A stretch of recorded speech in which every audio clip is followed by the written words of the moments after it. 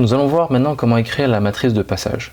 Mais avant, il faut expliquer qu'est-ce que c'est que cette histoire de changement de base.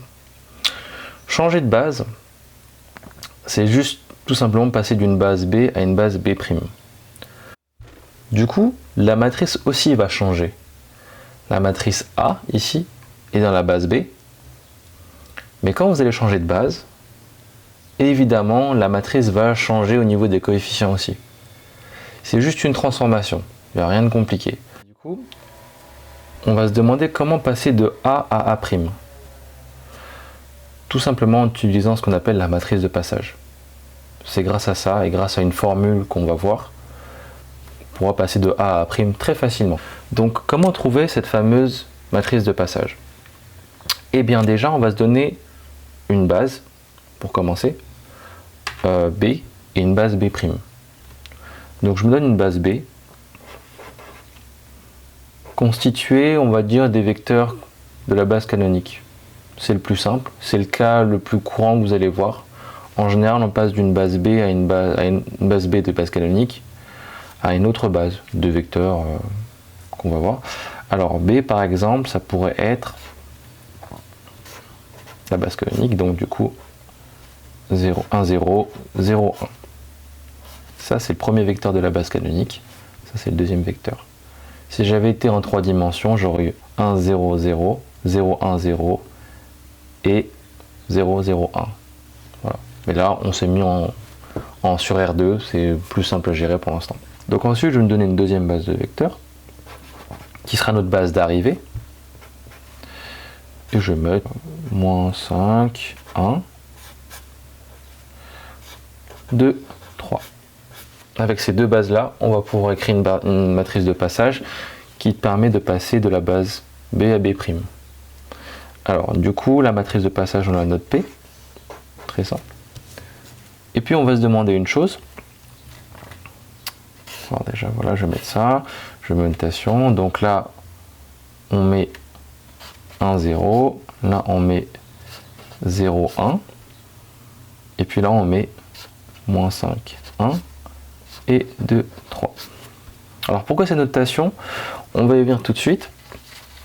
Alors déjà, on va prendre les vecteurs 1 par 1. Donc, moins 5, 1. Les vecteurs de B', évidemment.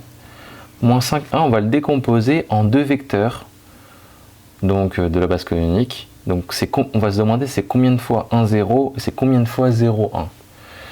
Alors, donc je mets un coefficient ici. Donc je mets 1, 0 et je mets 0, 1. Là, du coup, il va falloir trouver les chiffres qui font là. Donc c'est vraiment pas compliqué. Parce que ici, de toute façon, il y a un 1 et là, il y a un 0. Et on sait ici qu'il y a moins 5. Donc on va juste mettre moins 5. Ensuite, ici, il y a 0, il y a 1 ici. Donc ce vecteur-là gère seulement la deuxième coordonnée du vecteur. Donc ce sera combien de fois 0, 1? Eh bien, juste une fois. On vérifie. Donc, moins 5 fois 1, 0, ça fait juste moins 5, 0. Plus, je recopie. Une fois 0, 1, ça fait juste 0, 1. J'additionne ces deux vecteurs, j'ai le droit, c'est de la même taille. Donc du coup, ce qui est en haut va avec ce qui est en haut, ce qui est en bas, ce qui est en bas. J'ai du coup tout simplement moins 5, 1. Donc là, on a bien la même chose. Donc cette décomposition est bonne. Je mets un petit OK. Avec l'habitude, vous n'aurez pas forcément plus besoin de faire la vérification, car rien qu'en regardant ici, vous verrez très bien si vous avez raison ou pas. C'est une décomposition très classique, vous avez juste à regarder les coefficients ici et ici. Mais si vous n'êtes pas sûr, vous avez le droit de revérifier, évidemment. Voilà.